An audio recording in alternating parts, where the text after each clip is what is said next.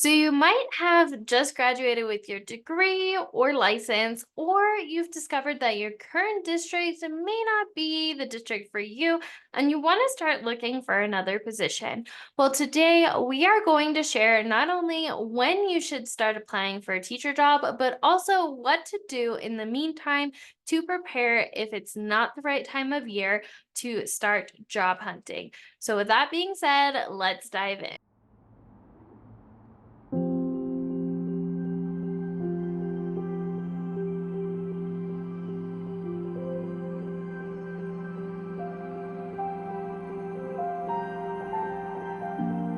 Before we dive in, the first thing you're going to want to do is you're going to want to answer this important question. And that is, do you want to start a position mid year or do you want to start teaching in the beginning of the next school year? How you answer this question will greatly depend on when you should start applying for new teaching positions. There are both pros and cons to starting right away if it is in the middle of the year or waiting until the next school year. So let's break this down into the pros and cons of each. So first, let's talk about the pros. The pros to starting in the middle of the year is it helps you gain experience sooner. It can also help you build relationships, discover if that district is a good fit with you for you without committing to an entire full year. It can help you get to know staff and coworkers sooner, and it can help you financially make more money sooner the sooner you join or make a job or get a job. However, unless you have a job or decide to sub until you get your first teaching position or your next teaching position. Now, let's talk about the pros to waiting to join your next teaching position until the beginning of the year. So, the pros to waiting is that you have more time to set up and take any trainings or PD or research anything in the meantime. It can also help you give you more time to get to know the staff without having to start right away. You see, when you start teaching in the middle of the year, you kind of hit with the ground running because you are starting in the middle of the year, and a lot of teachers already had that time to get to know each other and build out their classrooms at the beginning of the year. So that might put you at a slight disadvantage. Another pro to starting at the beginning of the year is you get to start with a new group of students like everybody else, and you get to train them how you would like without a previous teacher previously showing them how to interact throughout the classroom. Now, let's talk about the cons of each thing.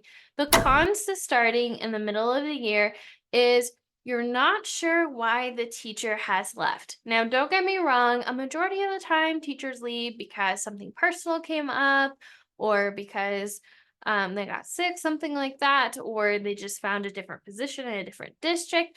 But sometimes teachers do leave because they had a hard time and they didn't have a lot of support in that district.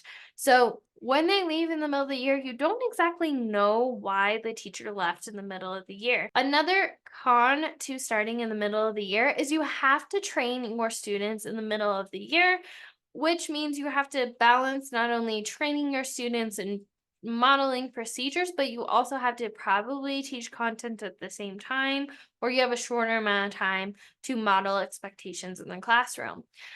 Another con is you also have to start teaching sooner, whereas typically in the beginning of the year, you have a little more time to get your students acquainted to you and the expectations in the classroom. Now let's talk about the cons to waiting until the beginning of the year to start your next teaching position. The con is you could be waiting longer to make more money. You could have to work longer with a district that may not be a good fit for you. And another con to waiting until you start in the next beginning of the year back to school season is that you'll have more people applying at the end of the year typically than you will in the middle of the year. As a side note, if you want to earn money but not join mid-year, I would highly recommend that you consider subbing. This is a good way to get to know the students, the staff, and admin before getting a job there to figure out what's a good fit for you and to start building those connections. That way, when you do start applying for jobs, typically you will already know the staff on the committee, so you already have that connection built out. Now that we've talked about both the pros and cons to either waiting mid-year to join a teaching position versus waiting until the next back to school season, let's talk about the ideal times to start applying in the year. So, if you don't mind working in the middle of the year, depending on where you are applying, you can honestly apply anytime you see an opening. While some states are a little more competitive than others for teaching positions, many states, like the one I'm currently in, have a teacher shortage. So, you can apply at any time and probably get a teaching position at any time. If you are wanting to start during the next back to school season, here are some ideas to figure out when you should start applying for jobs. So, typically, teachers won't put in their notice that they're not renewing their contract for the upcoming year during the last 1 to 3 months of the school year. So, to figure out when the best time to start applying for teaching positions for the next school year, find a good way to figure this out is to find the districts you want to apply for and start looking at those last 3 months of their school calendar. However, some districts may not hire until school is out. It is completely dependent on where you are at, the school district, and how prepared they are to start hiring for the upcoming school year. A general guideline to follow is to start looking for teaching positions for the new year between April and August. These are the months that districts are hiring, although they may be earlier or later depending on where the district is located at. So, now that we talked about not only if you should apply mid year or at the beginning of next year, let's talk about what to do in the meantime. So, now that you know when to start applying for teaching jobs, here are some things you can do in the meantime to start preparing for the hiring season so you are ready to go once positions are posted. So the first important thing, and this is something that I don't hear enough people talk about, is discovering your it factor. One thing you should do to prepare for your upcoming interview is figuring out what makes you stand apart from other candidates. Your it factor is what makes you stand out from the other candidates and ensures that you are the one that they should be hiring. So, ways to figure out your it factor is to figure out why are you passionate about teaching and what makes you a good teacher.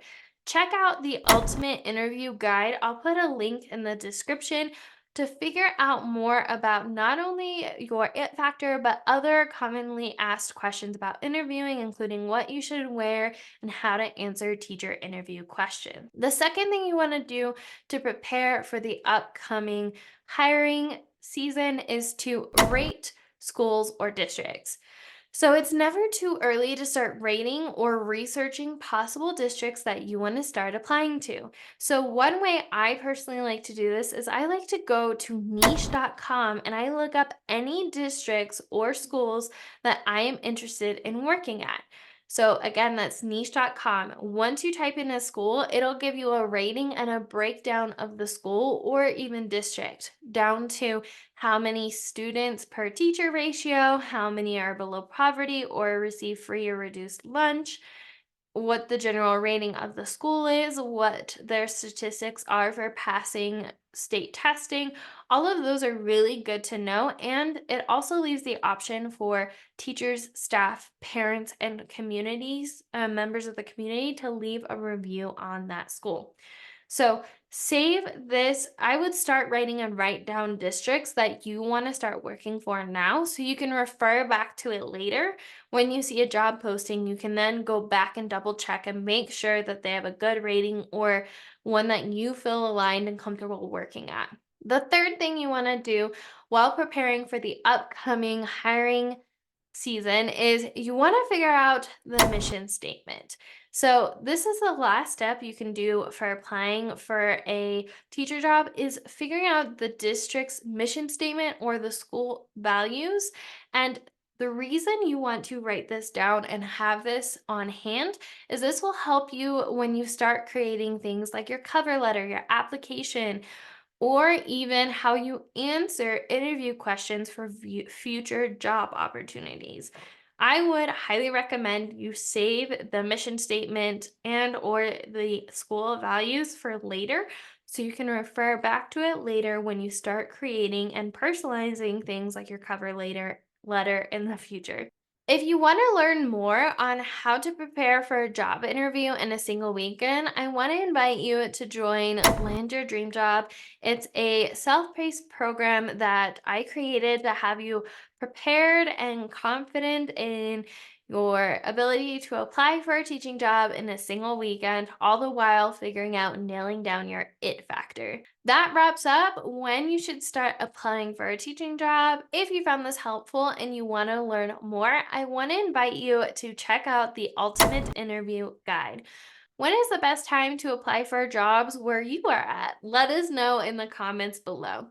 As always, remember we are stronger together, and I will see you next time, teacher bestie. Bye.